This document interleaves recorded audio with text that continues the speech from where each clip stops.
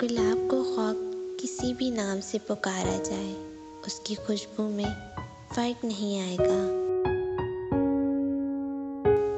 अपने वतन से मोहब्बत करने वाली और वतन की खातिर कुर्बानी देने का जज्बा रखने वाली कौमें तारीख़ के सफ़ात में हमेशा इज़्ज़त व वक़ार के साथ जगह पाती हैं।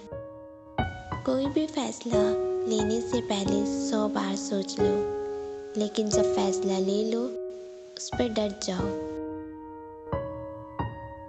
फ़र्क बहुत है तेरी और मेरी तालीम में। तूने उस्ताद से सीखा है और मैंने हालात से।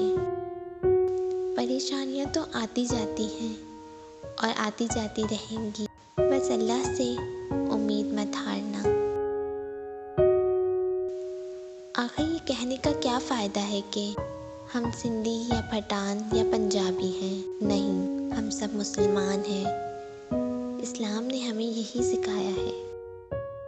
इल्म तलवार से भी ज़्यादा ताकतवर है, इसलिए इल्म को अपने मुल्क में बढ़ाएं।